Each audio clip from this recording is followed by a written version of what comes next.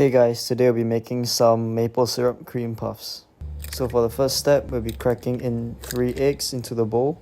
Then we'll be separating out the egg yolks, followed by some cornstarch, and I'm gonna mix it well, ensuring that I do not see any lumps of cornstarch in the egg yolk.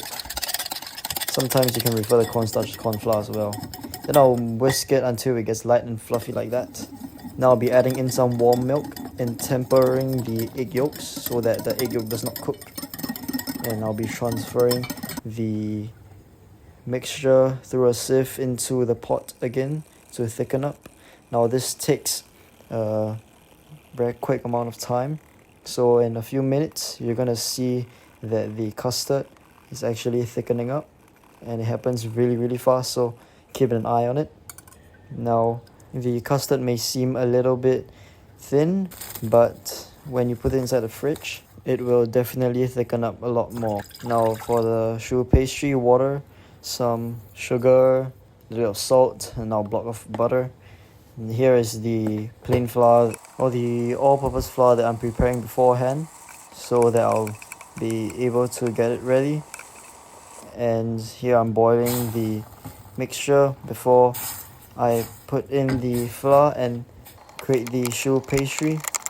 And here I'm just mixing the dough up, and it can get a little bit wet, so just add in more flour until it becomes like a dough consistency. Cooling it down in the bowl, I'm gonna add the first egg, and this will give it the rise in the oven.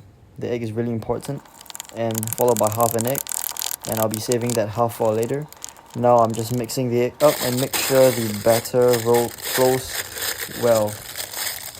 Here I'm preparing the piping bag, and I'm adding in the choux pastry. As you can see, it has a nice consistency, and it has a good kind of ribbon texture to it.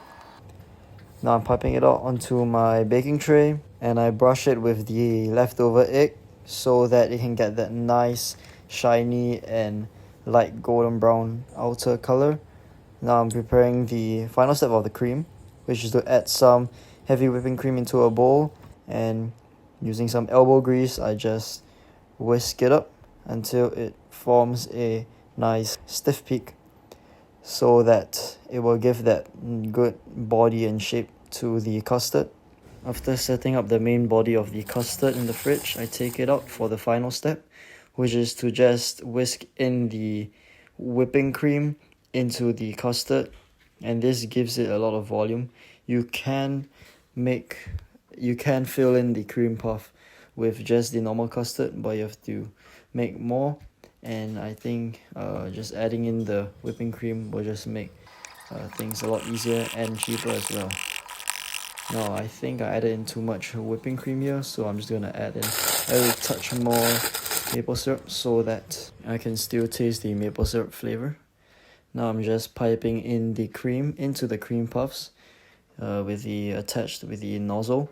Now I'm just using the knife to scrape out the excess cream, and that's pretty much it. Hope you guys enjoyed the video.